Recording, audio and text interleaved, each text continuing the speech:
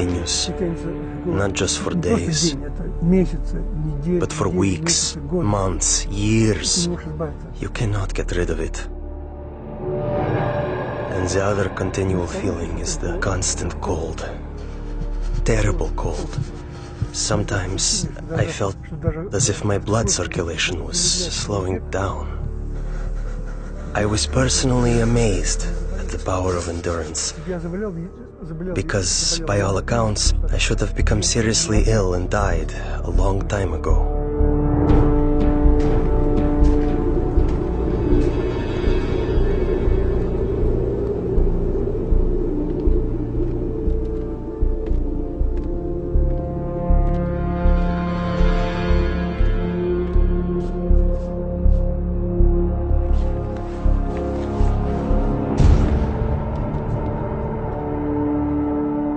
One night, I was thrown into a cell with a broken window. The KGB was determined to do an experiment and freeze me. Later they would say he broke the window in his cell and died of cold. I felt despair. I thought to myself, has God really left me? Am I really forgotten and neglected? Have my years of suffering been in vain? And in my despair, I began to pray. I usually pray silently, but this time I started to appeal to God out loud.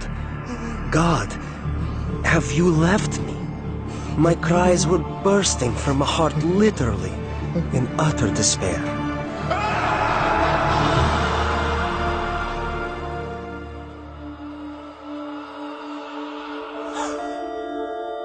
One night I had a dream.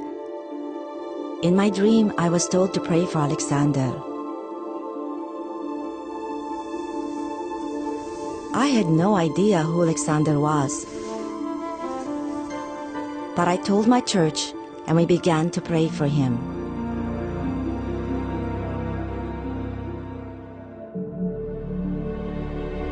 And right then, I suddenly felt a palpable physical warmth.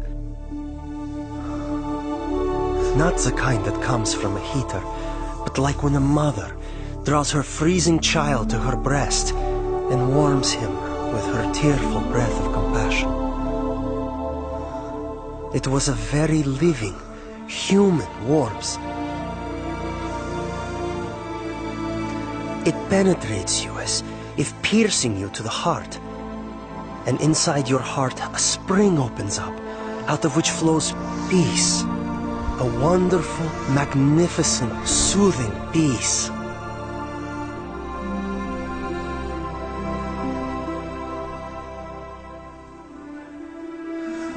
I felt a very loving, brotherly touch. Someone's caring hand touching my shoulder.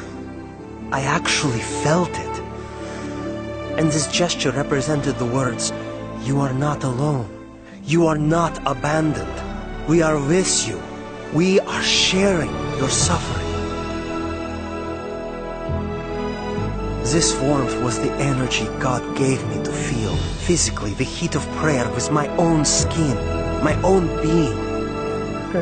As if the prayers converted the energy of love into the energy of warmth.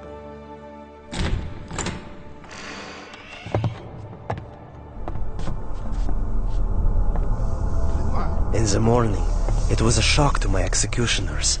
They couldn't understand. I wasn't simply alive, but my temperature was the same as that of a normal person. I heard the doctor explaining to my executioners in the corridor, "This is impossible. We can't explain it." About 6 months later, we received a letter from Open Doors to pray for Alexander. And we finally found out who this Alexander was. We had been praying for 6 months without knowing anything about him. Alexander had started a Christian movement that spread across the Soviet Union. For this crime against the state, he was imprisoned to a labor camp in northern Siberia. the death sentence zone. It so happened that many people began praying for me.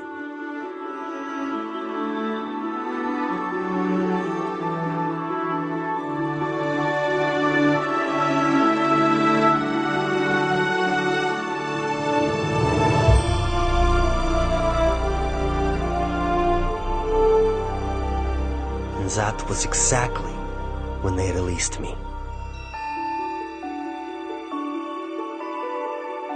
Prayer opened the prison doors, and as the gospel affirms, set the captives free.